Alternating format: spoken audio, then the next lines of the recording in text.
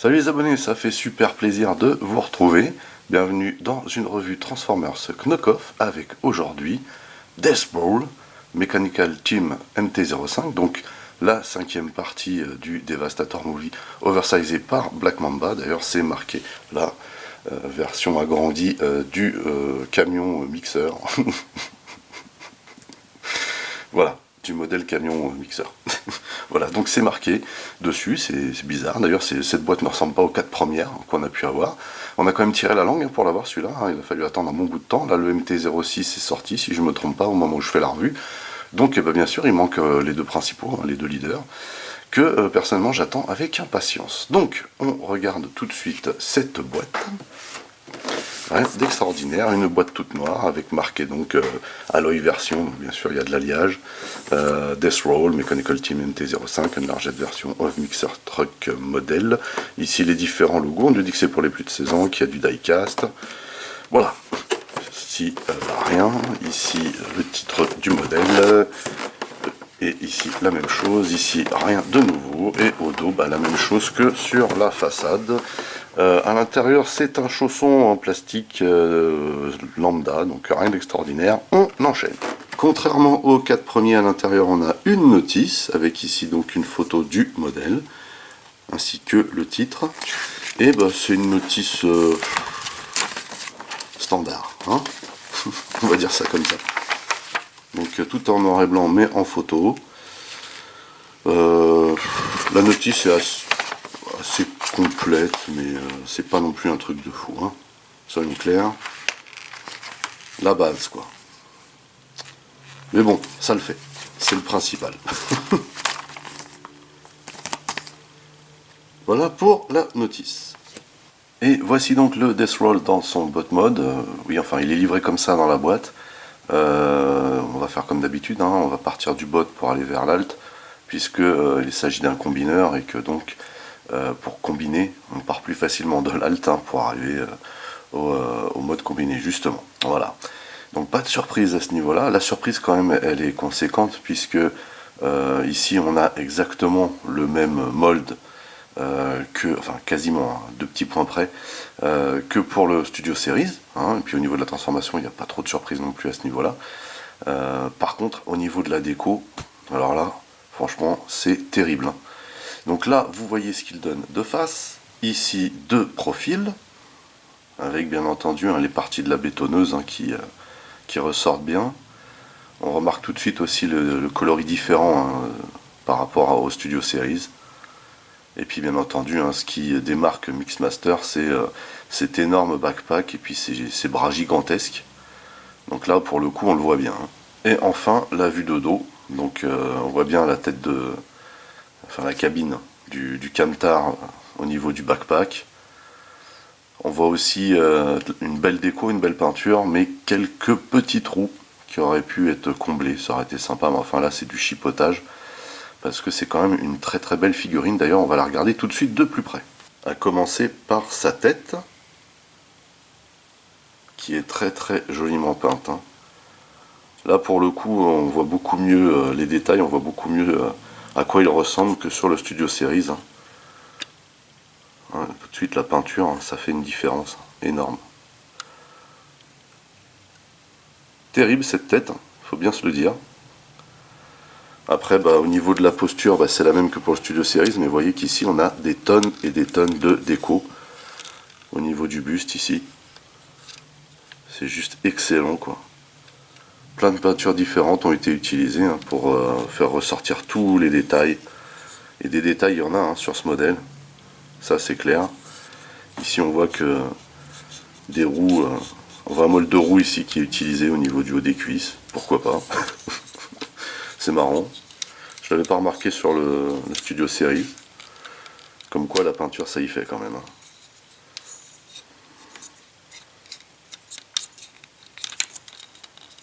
Alors on n'a pas de métal au pied, pourtant ça donne cette apparence, mais... Alors au-dessus de la tête ici on a un rajout, vous voyez, on a une espèce de canon ici. Donc là il fait vraiment canon le truc, quoi. C'est pas un truc à la wall again comme sur le Studio Series. Puisqu'en plus on peut bien entendu Là on a la mâchoire hein, du Davy et bien entendu on peut enlever ce canon lors de la grosse transformation pour que cette partie là puisse se refermer. En tout cas voilà, là ça fait canon, c'est plutôt cool. On a ici les cheminées, les patins, et vous voyez hein, ces bras hein, qui sont vraiment gigantesques sur le Mixmaster ont une superbe déco ici. On voit plein de détails mécaniques qu'on ne voyait pas avant.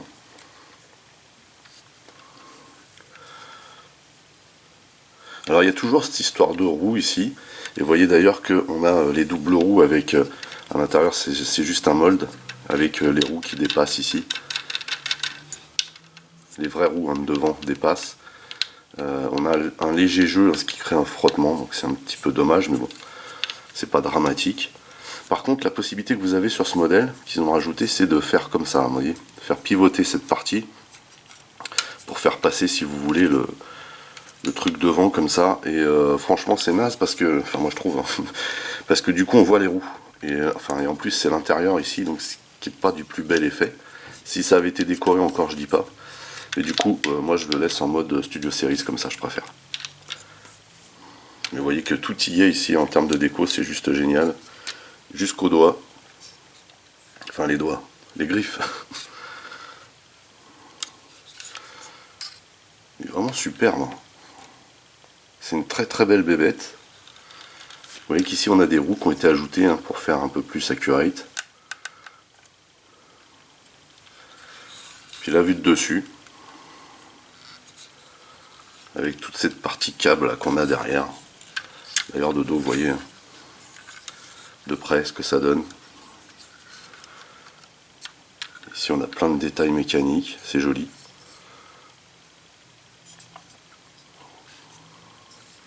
On a des mains un peu creuses, c'est dommage. Bon, là ici c'est nécessaire à la transformation donc ça va. Par contre ici aussi là vous voyez, là, des petits creux qui auraient pu être remplis là. Mais comme je disais, c'est du chipotage. En ce qui concerne les articulations, bah, pas de surprise non plus, hein, c'est exactement les mêmes que sur le Studio Series, excepté cette partie-là. Mais sinon la tête, vous voyez, on peut la baisser, la lever, tourner, voilà. Ici au niveau des bras, on peut, je vais faire de ce côté-là, on peut rapprocher, vous voyez, au niveau de l'épaule. Ici, on a une rotation. Ici, on a une autre rotation. Et on peut plier à cet endroit-là. C'est super bien articulé. Ici, on a la main qui peut se lever et se baisser. Et les griffes sont articulées en 2 points. Et ça, c'est plutôt cool. Et au niveau des jambes, on peut lever comme ceci. Et encore, il faut faire attention. On utilise plus la hanche pour lever. Parce que derrière, sinon, ça va désolidariser la partie câble. Ici, on peut lever la jambe comme ça. Aller vers l'arrière. On peut tourner de cette manière pour voir le mécanisme. Ici, on a une rotation à mi-cuisse. On a également ici une articulation au genou, un peu plus de 90. Et les pieds, vous voyez, d'avant en arrière. Et également, on peut tourner ici. Ça, c'est plutôt cool. Donc c'est ce qui permet à cette bestiole d'avoir un peu plus de stabilité. Il y a juste un petit reproche que je lui fais. Enfin, c'est pas un reproche, c'est pas un vrai reproche. C'est qu'en fait, cette figurine a des bons joints. Elle n'a pas de ratchet, parce que je pense qu'il n'y avait pas la place pour en mettre. Elle a des bons joints, mais elle est victime de son poids. Vous voyez, il y a tellement de poids là dans les bras. Parce que bon, il est quand même mouse, hein, ce qu'on verra quand on va faire les comparatifs là, juste après. Et du coup, il aura dû mettre un lock ici là pour l'épaule. Et voilà, un peu dommage. Alors selon la configuration que vous allez lui donner hein, au bras, ça va tenir. Vous voyez, là, ça tient. Bon, pourquoi pas. Mais il y a d'autres positions où ça le fait pas trop. Et donc, ouais, comme je vous disais, il y a tellement de poids en fait que bah, souvent ça a tendance à tomber comme ça. Et ça, c'est un petit peu dommage. Et pareil au niveau de la stabilité, on a de bons joints ici, hein, mais c'est tellement lourd. Vous voyez un petit peu toute cette partie là qu'il y a derrière. Hein. Faut pas oublier qu'il y a la tête du Davy en dessous, hein, donc voilà, il y a du matos là-dessus. Donc c'est tellement lourd que bah, des fois ça a tendance à pas tenir, malheureusement. Un petit peu dommage. Mais bon, vous voyez que ça ne l'empêche pas d'avoir une superbe allure. Franchement, ça déchire. Pour vous donner une idée de la taille, bah, le voici avec l'officiel.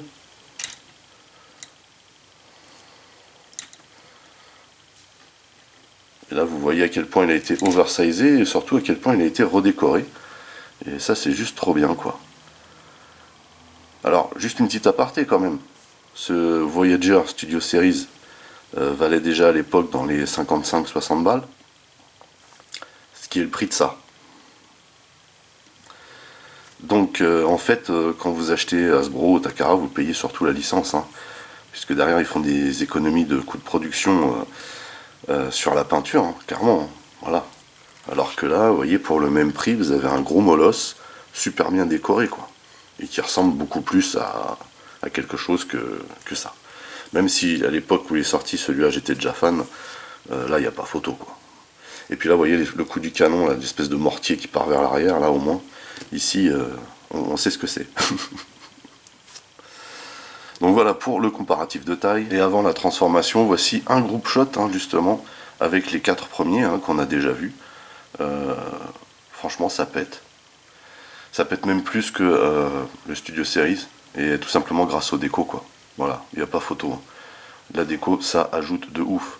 Mais il faut quand même avouer que le taf qui a été fait à la base hein, par Hasbro et Takara, puisque c'est quand même eux les créateurs, était quand même assez énorme hein, pour ce modèle.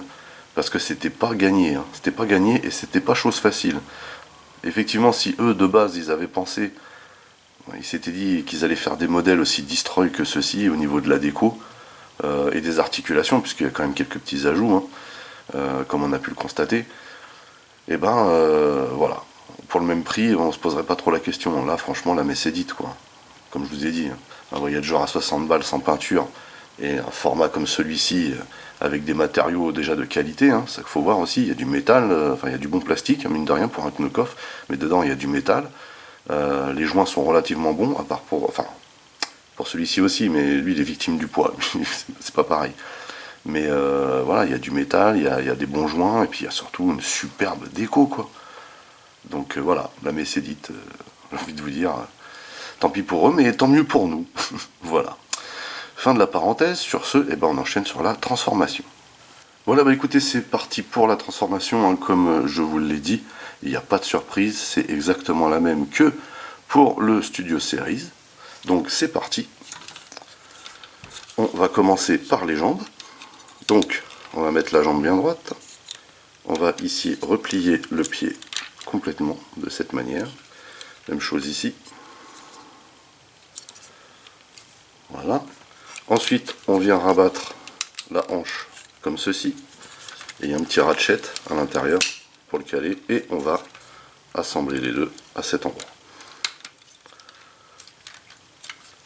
Voilà donc pour cette partie. Ensuite, pour pas être gêné, on va descendre les patins. Ici, on va rabattre cette partie-là comme ceci. Alors normalement, le Studio Series n'a pas de rotation. Mais on se dirait que ce serait peut-être mieux de le mettre comme ça, pour le fermer. Mais en fait, il y a ça, vous voyez. Donc, ça se détache, c'est normal. Donc du coup, vous êtes obligé de le rabattre comme ça et de laisser les chicots du dévis à l'extérieur. Comme ceci. Ensuite, on va... ensuite, on va déloquer le câble des jambes. Vous voyez, ça vient se mettre ici. Et on va mettre ça bien droit. Et on va laisser la tête à l'intérieur. Comme ceci. Voilà, on veille à ce que tout soit bien droit. Ensuite, on va lever les cheminées, comme ceci. Et on va s'occuper de chaque bras. On va commencer par celui-ci. Donc, on va tout d'abord faire pivoter comme ceci, de façon à ce que la petite partie rouge comme ça soit à côté du réservoir. Ici, on va venir à l'intérieur et on va sortir la partie pour couler le béton, vous voyez, comme ceci. Et on va ici tirer de cette manière pour redresser. Ensuite, on va venir de ce côté et on va tourner de cette manière, de façon à ce qu'on ait aussi les espèces de stries rouges de ce côté, comme ceci. Cette partie-là, on va la lever de cette manière. Alors, il n'y a pas, c'est pareil, il n'y a pas de mystère au niveau de la main. La seule chose qu'on pourra faire, c'est replier les doigts, mais c'est la même transformation que pour le Studio Series. Donc, ici, on va monter cette partie, comme ceci. Voilà. Et on va faire passer cette partie-là de ce côté, en la repliant de cette manière.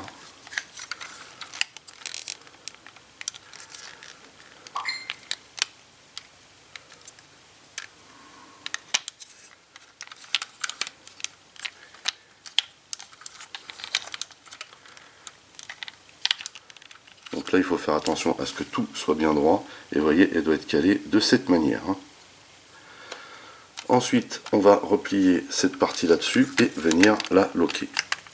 Tout simplement.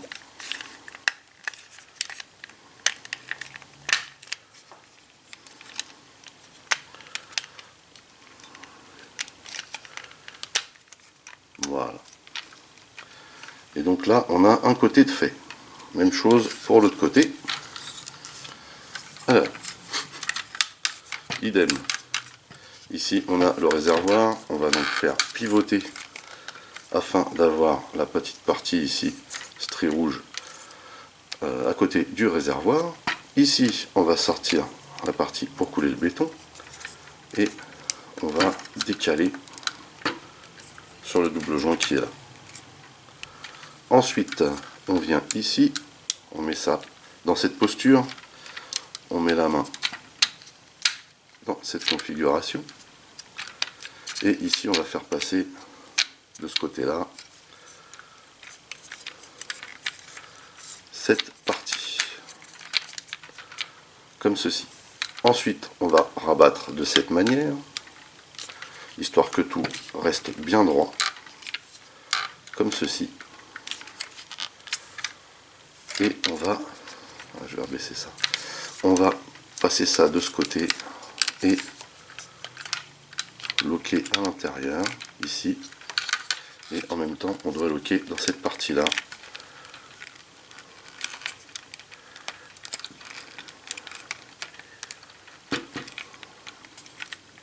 Comme ceci. Et donc là, on fait attention à ce que ça reste droit. Et c'est pas forcément une mince affaire. Car en fait, ici, ça a du mal à se loquer.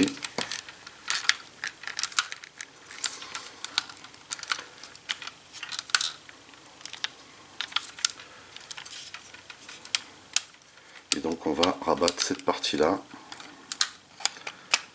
et loquer. Et on verrouille également ici.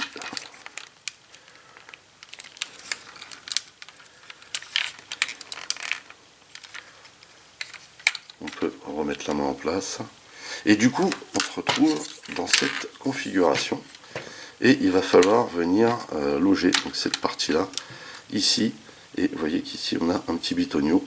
Et ce petit bitonio, il va falloir le mettre sur le premier là-haut. Si je ne me trompe pas. Alors, chose aussi ici, c'est que vous avez une espèce de plug là. Et pour le faire passer, il faut replier d'abord les cheminées comme ceci. Vous voyez.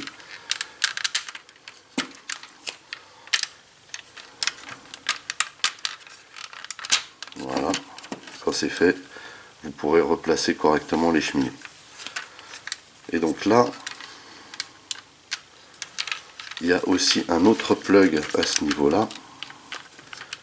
Ici, là. Mais celui-ci, c'est pas qu'il est capricieux, c'est comme vous avez pas mal de peinture, c'est pas évident. Donc là, l'idée, c'est vraiment de tout rassembler, voilà, en même temps. Et pareil ici. Et une fois que ça c'est fait, vous n'avez plus qu'à assembler la bétonneuse de cette manière.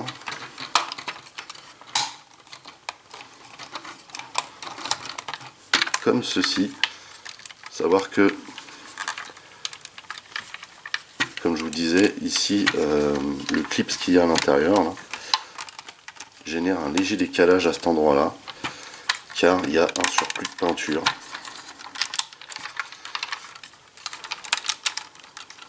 C'est pas dramatique en soi.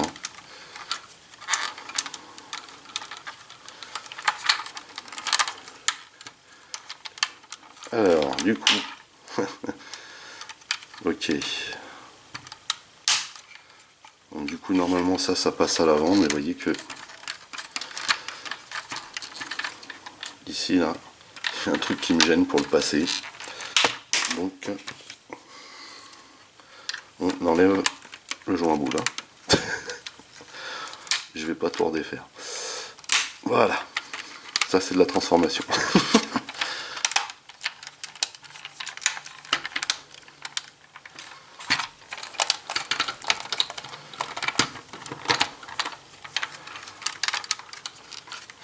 Donc voilà pour la transformation. Petite chose qu'on peut faire donc parce que les doigts sont articulés, c'est tout simplement replier comme ceci, histoire de cacher un petit peu la misère. Et au final, bah, ça le fait bien.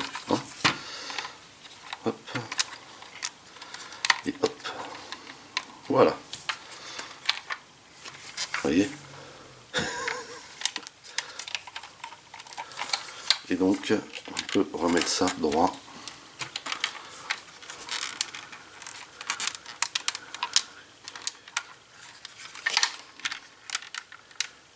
Voilà. Voilà. Je tire un peu vers l'arrière.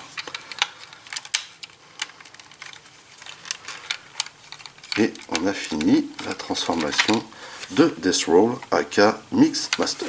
Et voici donc Deathroll aka Mixmaster en version enlarged. En alt mode, franchement, il est très très beau. Hein. Donc on a le mold basique du Studio Series, sauf qu'ici, au niveau de la peinture, on a quelque chose de beaucoup plus fin, beaucoup plus travaillé, beaucoup plus réaliste aussi, hein, qui ressemble beaucoup plus à ce qu'on a dans le film, et heureusement. Je suis vraiment fan de cet alt mode. Hein. Voilà, je le trouve vraiment magnifique. Donc déjà, à savoir, c'est qu'il roule, mais le système à l'arrière de grandes roues à côté de roues un peu plus petites gêne. En fait, c'est parce que les roues, vous voyez, elles ont un peu de jeu, et du coup, ça frotte. Donc ça roule, mais pas autant que ça devrait. Voilà, il faut le savoir. Donc on le regarde tout de suite de plus près. Il est très très très beau ce camion. Il pèse un certain poids et puis en plus vous voyez qu'il a une belle taille. Hein. Franchement ça, à exposer dans une vitrine, hein, ça le fait. On voit déjà ici donc bien entendu la cabine hein, qui est juste magnifique. Vous voyez ici on a des vitres fumées, on a des chromes, cheminée, rampe, rétro, on a des écritures. Mac. Alors je sais pas s'ils ont eu la licence, mais en tout cas ils ont mis la marque du camion, et ça c'est vraiment cool. Vous voyez tous ces petits détails là sur le marchepied. On a des beaux enjoliveurs, des belles roues, on a du plastique dur hein, sur. Enfin, c'est. Comment dire, c'est pas aussi dur que les autres textures, mais ça reste du plastique dur quand même, les roues. Vous voyez. Ici on a petites aérations, on a ici une référence. Vous voyez au-dessus les sirènes, les lanternes, c'est chromé, on voit les essuie-glaces. Terrible, il y a de la gueule. Hein. Ici on a le petit bouchon de radiateur Decepticon, c'est juste trop classe, comme dans le film quoi.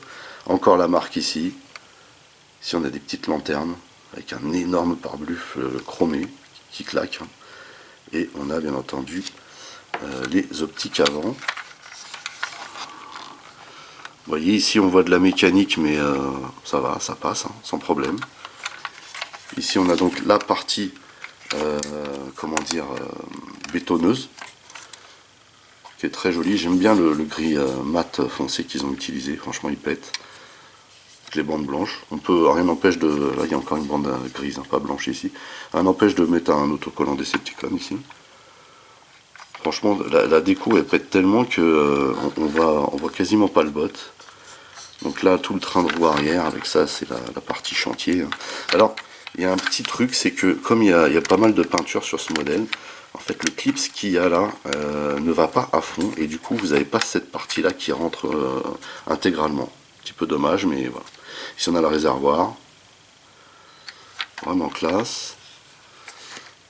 J'aime bien cette partie là. On a du métal dedans, surtout dans la structure. La partie arrière, donc avec la partie pour couler le béton. Ici on a des roues, alors on peut se demander pourquoi. Hein. Voilà, ça peut être des roues de secours, hein. Parce que ça ce n'est pas des roues de secours, hein. Ça c'est pour comment dire, aller sur les chantiers, c'est des petits trous qui permettent de pas s'embourber. Ça peut être des roues de secours, pourquoi pas. Mais en tout cas ça sert hein, pour le bot mode, hein, comme on l'a vu, pour donner un aspect un peu plus réaliste. En tout cas la partie bétonneuse est très jolie. Et ce qu'on reprochait donc aux jouets hein, de base, c'est-à-dire qu'on voyait un pied et main ici. Alors vous voyez que moi j'ai replié ici, ce qui donne quelque chose de plus sympa. Par contre vous voyez que cette partie là, ils auraient peut-être dû faire en sorte de la bouger parce que les optiques arrière sont super bien faites mais on les voit mal. C'est un petit peu dommage. Vous voyez. Et vue de dessous, la vue de dessous, hein, c'est au même titre que le Studio Series. On voit la tête. Et puis ici, les chicots du Devastator. Quoi. En tout cas, c'est une très très belle pièce, très très qualitative. On a des plastiques de superbe qualité. Hein. Vraiment. Pour le prix qui coûte, ça va. C'est vraiment une pièce à avoir. Voilà. Même si vous n'avez pas le reste du Devastator ou vous ne comptez pas faire le Devastator, celle-ci est quand même assez... elle sort du lot, hein, faut bien se le dire. Donc, avant de se quitter, on va faire juste des petits comparatifs vite fait. Enfin, un petit comparatif, en l'occurrence avec le Studio Series original, comme vous voulez. Donc vous voyez, hein, la taille qu'il fait, déjà, il fait le double. Voilà, facile. Et en plus, ici, on a des couleurs hein, qui ressemblent beaucoup plus à ce qu'on a dans le film. Hein. Ici, on a le même gris que sur le Megatron de l'époque, hein, qui utilise le même type de camion. Mais voilà. Et du coup, on voit beaucoup plus les détails ici, tout simplement parce qu'ils sont mieux peints déjà, mieux définis. Et parce qu'il y en a plus déjà, aussi au niveau de la peinture. Donc on voit beaucoup plus de détails, de choses. Ça ressemble vraiment beaucoup plus à un camion que celui-ci. Enfin, celui-ci ressemblait déjà à un camion. Mais voilà, le manque de détails fait que cette partie-là est un peu brouillon. Fait un peu brouillon. Voilà. Ce n'est pas vraiment le cas, mais ça fait. Alors qu'ici, voilà, on reconnaît clairement une bétonneuse. Il n'y a pas photo. Donc voilà pour la comparaison. Et bien sûr, hein, juste avant de nous quitter, un groupe shot des 5 premières parties du Devastator Movie oversizé par Black Mamba. Franchement, ces pièces au niveau de la déco, elles tuent. Hein. Vraiment, il n'y a aucun problème là-dessus. Ce sont des beaux engins de chantier, on les reconnaît clairement. Bien entendu, tout comme le Devastator G1, toutes ces pièces ne sont pas à la même échelle. Ça semble logique pour pouvoir former le bestiau. Mais rappelons quand même que les Transformers sont des êtres à géométrie variable. Voilà. Voilà, écoutez, c'est terminé pour la revue portant sur le Death Roll AK Mixmaster Studio Series oversizé par Black Mamba. Une très très belle pièce, vraiment très qualitative. Du métal, des bons plastiques, des joints solides. Voilà. Enfin, il y a tout ce qu'il faut pour en faire un beau Transformer. C'est un très beau Transformer. Et cet alt mode est juste magnifique, hein, vraiment. Donc on avait bien tiré la langue hein, pour l'avoir ce 5ème, c'est-à-dire qu'il a mis quand même du temps à sortir. Là, le MT-06 est arrivé, donc je vais pas tarder à vous en faire la revue également. Il manque plus que les deux gros, donc j'espère qu'ils vont pas encore attendre 2 ans avant de les sortir, ça serait pas mal.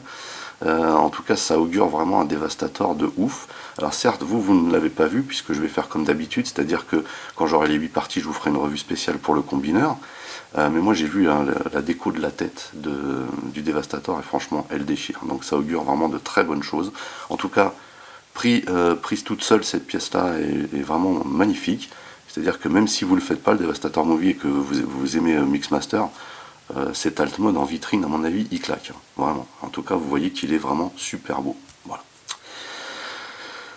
Et donc, bien entendu, je vous le recommande. Et d'ailleurs, si vous voulez attraper le vôtre ou tout autre Transformer, rendez-vous chez Icon Store. N'oubliez pas d'utiliser le code PROMOSBLEX afin d'avoir une petite réduction de ma part. N'oubliez pas également d'aller rendre visite à mes partenaires dont le lien figure dans le descriptif de la vidéo. Vous pouvez également lâcher des commentaires. Merci de liker, merci de partager pour les nouveaux. N'oubliez surtout pas de vous abonner, c'est très important. Vous pouvez également checker toutes mes autres revues et playlists, et pourquoi pas ma playlist des Mechanical Team. En attendant, je vous donne rendez-vous à très très vite. Portez-vous bien et à la prochaine. Allez.